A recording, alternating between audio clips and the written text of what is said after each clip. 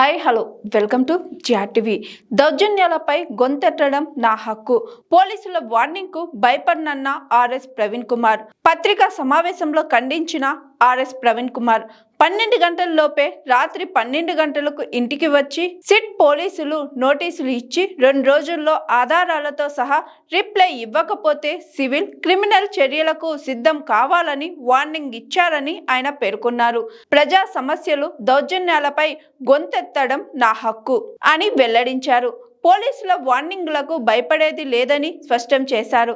తాను ఎప్పుడు కూడా వ్యక్తిగత దూషణలు, చిల్లర భాషను వాడనని, అదేవిధంగా వాస్తవాలు దాచనని తెలిపారు.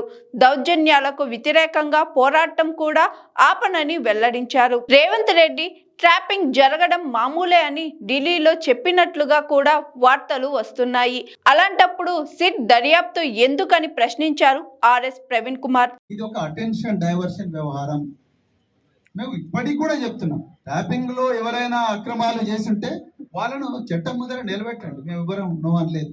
కానీ సంబంధం లేని రాజకీయ నాయకులను తీసుకొచ్చి ఆ సంబంధం వాళ్ళకు ఆపాదించి వాళ్ళను 7 గంటలు 9 గంటలు చిత్ర హింసలు పెడుతూ వాళ్ళకు అన్ని అష్టవక్ర ప్రశ్నలు వేస్తూ వాళ్ళందరినీ ఇబ్బంది పెట్టడం, ఆ క్రమంలో మీడియాకు లీకులు ఇవ్వడం, వ్యక్తిత్వాన్ని హననం చేయడం, పర్సనాలిటీ క్యారెక్టర్ అసాసినేట్ చేయడం, పర్సనాలిటీని దెబ్బతీయడం, లేని రంకులు కలపడం, సినిమా తారల ఫోన్లు ట్యాప్ చేసినామని చెప్పి చెప్పడం అక్రమంగా, మళ్ళీ అదే పోలీస్ అధికారులు మీడియాకు లీకులు ఇవ్వడం, మా దగ్గర అలాంటి ట్యాపింగ్లు ఏం జరగలేదు సినిమా తారలు అని చెప్పడం, కుటుంబాలను రోడ్ల మీదకి తీసుకురావడం, కుటుంబాల్లో చిచ్చు పెట్టడం, ఇవన్నీ కూడా ఈరోజు రేవంత్ రెడ్డి ప్రభుత్వం చేస్తున్నది.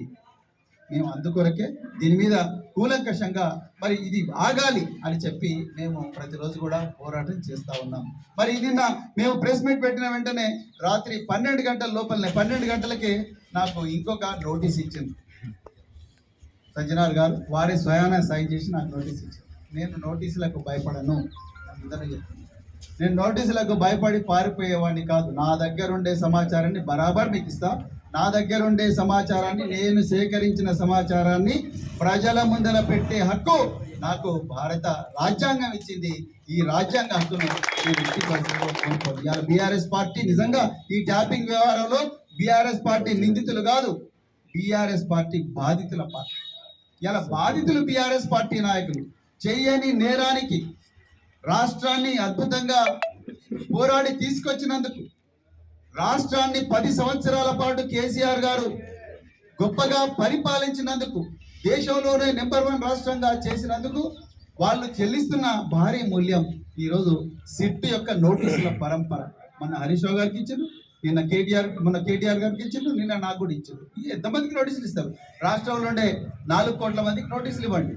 మీరు ఏం చేసినా మేము మాత్రం మా దగ్గర ఉండే సమాచారాన్ని తప్పకుండా పబ్లిక్ డొమైన్లో పెడతాం. దగ్గర కౌంటర్ సమాచారం ఉంటే చెప్పండి. మీరు ఎన్నిసార్లు నోటీసులు ఇచ్చి భయపెట్టిస్తారు?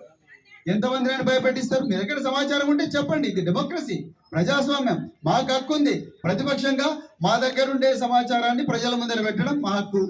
అది మీరు కరెక్ట్ కాదనుకుంటే మీరు కూడా హోంమంత్రి, ముఖ్యమంత్రి రేవంత్ రెడ్డి గారే కదా, ఆయన ఎక్కడున్నాడు? అసలు దావోస్లో కూర్చున్నాడు, దావోస్లో కూర్చొని ఎంజాయ్ చేస్తున్నాడు. ఆయన రావాలి కదా, వచ్చి చెప్పాలి కదా ఏం జరుగుతున్నదని. ఆయన డైరెక్షన్ ఇస్తున్నాడు, ఇక్కడ పోలీస్ అధికారులు పావులుగా మారి చేస్తూ ఉన్నారు. దాన్ని మేము పూర్తిగా ఖండిస్తున్నాం. మాకు నోటీసులు ఇవ్వడానికి కూడా మేము ఖండిస్తున్నాం. ఈ నోటీసులు మా పోరాటాన్ని ఆపలేవు. మళ్ళీ మళ్ళీ చెప్తున్నాం, మేము తప్పకుండా తెలంగాణ ప్రజల సంపదని ధ్యేయంగా, తెలంగాణ ప్రజల హక్కులే లక్ష్యంగా, తెలంగాణ భావితరాల గొప్ప భవిష్యత్తు లక్ష్యంగానే మేమందరం కూడా పనిచేస్తాం. కేసీఆర్ గారు మాకు నేర్పించింది అదే. మేము ఎవరిని కూడా సజ్జనార్ గారితో సహా ఎవరిని కూడా మేము వ్యక్తిగతంగా దూషించాం. కానీ మాకు తెలిసిన విషయాలు, రేవంత్ రెడ్డి గారిని కూడా మేము ఎవరిని కూడా వ్యక్తిగతంగా దూషించడం లేదు. ఆయన ఘోరమైన భాష మాట్లాడుతున్నాడు, లాగుల తొండలు ఎడుస్తాను మాట్లాడుతున్నాడు, పేగులు మెడకేసుకుంటాను మాట్లాడుతున్నాడు, జాతులను నాశనం చేస్తానని మాట్లాడుతూ ఉన్నాడు. అదేవిధంగా బుల్డోజర్ మీ మీదకి ఎక్కిస్తానని మాట్లాడుతూ ఉన్నాడు, పండబెట్టి తొక్కుతానని మాట్లాడుతూ ఉన్నాడు. మా పార్టీలో కేసీఆర్ గారు ఆ భాష మాట్లాడుతుందని చెప్పి, నిజానికి కేసీఆర్ గారు ఎన్నడూ కూడా బహిరంగంగా కానీ ప్రైవేట్గా కానీ ఏ వ్యక్తి గురించి కూడా చెడ్డగా ఎన్నడూ కూడా మాట్లాడలేదు. కేవలం తెలంగాణ తెలంగాణ తెలంగాణ. మీరు ఎన్ని సిట్టులు వేసినా, మీరు ఎన్ని నోటీసులు ఇచ్చినా మా గుండెలలో ఉండేది తెలంగాణ మాత్రమే. తెలంగాణ భావి తరాల ప్రయోజనాలు మాత్రమే, తెలంగాణకు న్యాయబద్ధంగా రావాల్సిన హక్కులు మాత్రమే, తెలంగాణలో కాంగ్రెస్ పాలనలో అన్ని వర్గాలకు జరుగుతున్న అన్యాయాన్ని ప్రశ్నించడం మాత్రమే మా గుండెలో ఉంటుంది. అంతే తప్ప మేము ఎవ్వరినో ఏదో చేసి ఏదో మీలాగా మీడియాకు లీకులు ఇవ్వడం, అదే విధంగా మీడియాగా అక్రమంగా కేసులు పెట్టడం, మొన్న ఎన్టీవీ ఆఫీసుకు పోయి జర్నలిస్టులను వాళ్ళేదో ఉగ్రవాదులైనట్టు తీవ్రవాదులైనట్టు ఈడ్చుకుంటూ పోవడం, అదే విధంగా వాళ్ళని ఎయిర్పోర్ట్లోనే ఆపడం, ఇవన్నీ కూడా మా పార్టీలో ఎప్పుడు కూడా జరగవు. ఈ కల్చర్ను ఎప్పుడు కూడా కేసీఆర్ గారు ప్రమోట్ చేయలేదు. కేటీఆర్ గారు. Hi, this is Swathi.